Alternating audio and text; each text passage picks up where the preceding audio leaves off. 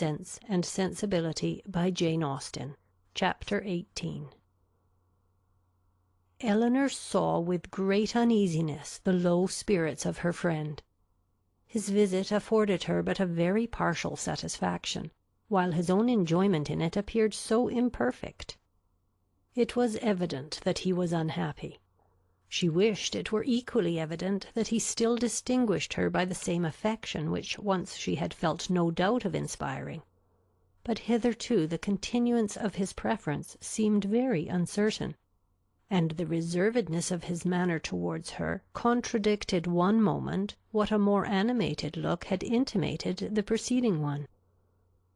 He joined her and Marianne in the breakfast-room the next morning before the others were down, and Marianne, who was always eager to promote their happiness as far as she could, soon left them to themselves. But before she was half-way upstairs she heard the parlour-door open, and turning round was astonished to see Edward himself come out. "I am going into the village to see my horses," said he. "As you are not yet ready for breakfast, I shall be back again presently." Edward returned to them with fresh admiration of the surrounding country. In his walk to the village he had seen many parts of the valley to advantage, and the village itself, in a much higher situation than the cottage, afforded a general view of the whole, which had exceedingly pleased him. This was a subject which ensured Marianne's attention, and she was beginning to describe her own admiration of these scenes, and to question him more minutely on the objects that had particularly struck him, when Edward interrupted her by saying, "You must not inquire too far, Marianne. Remember I have no knowledge in the picturesque, and I shall offend you by my ignorance and want of taste if we come to particulars. I shall call hills steep, which ought to be bold, surfaces strange and uncouth, which ought to be irregular and rugged, and distant objects out of sight, which ought only to be indistinct through the soft medium of a hazy atmosphere. You must be satisfied with such admiration as I can honestly give. I call it a very fine country. The hills are steep, the woods seem full of fine timber, and the valley looks comfortable and snug, with rich meadows and several neat farmhouses scattered here and there.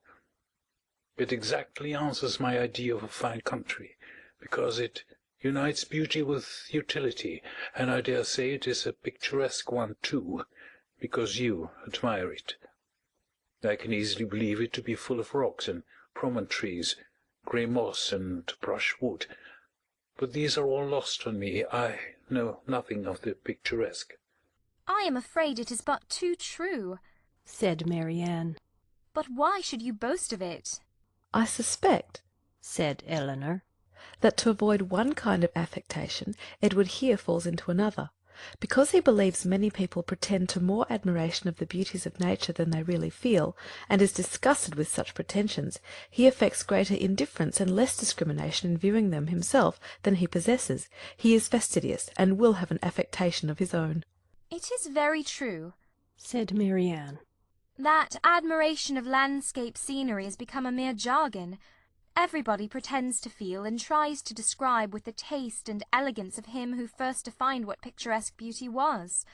I detest jargon of every kind, and sometimes I have kept my feelings to myself, because I could find no language to describe them in but what was worn and hackneyed out of all sense and meaning." "I am convinced," said Edward, "that you really feel all the delight in a fine prospect which you profess to feel. But in return your sister must allow me to feel no more than I profess. I like a fine prospect, but not on picturesque principles. I do not like crooked, twisted, blasted trees. I admire them much more if they are tall, straight, and flourishing. I do not like ruined, tattered cottages. I am not fond of nettles or thistles or heath blossoms. I have more pleasure in a snug farmhouse than a watch-tower, and a troop of tidy, happy villages please me better than the finest banditti in the world." Marianne looked with amazement at Edward, with compassion at her sister. Elinor only laughed. The subject was continued no farther, and Marianne remained thoughtfully silent, till a new object suddenly engaged her attention. She was sitting by Edward, and, in taking his tea from Mrs. Dashwood, his hand passed so directly before her as to make a ring, with a plait of hair in the centre, very conspicuous on one of his fingers. "I never saw you wear a ring before, Edward," she cried. "Is that Fanny's hair? I remember her promising to give you some, but I should have thought her hair had been darker." Marianne spoke inconsiderately what she really felt, but when she saw how much she had pained Edward, her own vexation at her want of thought could not be surpassed by his. He coloured very deeply, and giving a momentary glance at Elinor, replied, "Yes, it's my sister's hair. The setting always casts a different shade on it, you know." Elinor had met his eye and looked conscious likewise. That the hair was her own, she instantaneously felt as well satisfied as Marianne. The only difference in their conclusions was, that what Marianne considered as a free gift from her sister, Elinor was conscious must have been procured by some theft or contrivance unknown to herself. She was not in a humour, however, to regard it as an affront, and, affecting to take no notice of what passed, by instantly talking of something else, she internally resolved henceforward to catch every opportunity of eyeing the hair, and of satisfying herself, beyond all doubt, that it was exactly the shade of her own. Edward's embarrassment lasted some time, and it ended in an absence of mind still more settled. He was particularly grave the whole morning. Marianne severely censured herself for what she had said, but her own forgiveness might have been more speedy had she known how little offence it had given her sister.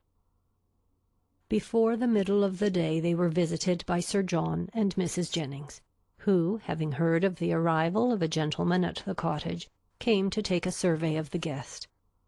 With the assistance of his mother-in-law, Sir John was not long in discovering that the name of Ferrars began with an F, and this prepared a future mine of raillery against the devoted Elinor, which nothing but the newness of their acquaintance with Edward could have prevented from being immediately sprung. But, as it was, she only learned, from some very significant looks, how far their penetration, founded on Margaret's instructions, extended. Sir John never came to the Dashwoods without either inviting them to dine at the park the next day, or to drink tea with them that evening. On the present occasion, for the better entertainment of their visitor, towards whose amusement he felt himself bound to contribute, he wished to engage them for both. "You must drink tea with us to-night," said he, "for we shall be quite alone, and to-morrow you must absolutely dine with us, for we shall be a large party." Mrs. Jennings enforced the necessity. "And who knows but you may raise a dance?" said she. "And that will tempt you, Miss Marian." "A dance?" cried Marianne. "Impossible. Who is to dance?" "Who? Why, yourselves and the Careys and Whittakers, to be sure. What, you thought nobody could dance because a certain person that shall be nameless is gone?" "I wish with all my soul," cried Sir John, "that Willoughby were among us again." This, and Marianne's blushing, gave new suspicions to Edward. "And who is Willoughby?" said he in a low voice to Miss Dashwood, by whom he was sitting. She gave him a brief reply. Marianne's countenance was more communicative. Edward saw enough to comprehend, not only the meaning of others, but such of Marianne's expressions as had puzzled him before. And when their visitors left them, he went immediately round her, and said in a whisper, "I have been guessing. Shall I tell you my guess?" "What do you mean?" "Shall I tell you?" "Certainly." "Well then, I guess that Mr. Willoughby hunts." Marianne was surprised and confused, yet she could not help smiling at the quiet archness of his manner, and after a moment's silence said, "Oh, Edward, how can you? But the time will come, I hope. I am sure you will like him." "I do not doubt it," replied he, rather astonished at her earnestness and warmth, for had he not imagined it to be a joke for the good of her acquaintance in general, founded only on a something or a nothing between Mr. Willoughby and herself, he would not have ventured to mention it. Chapter 19.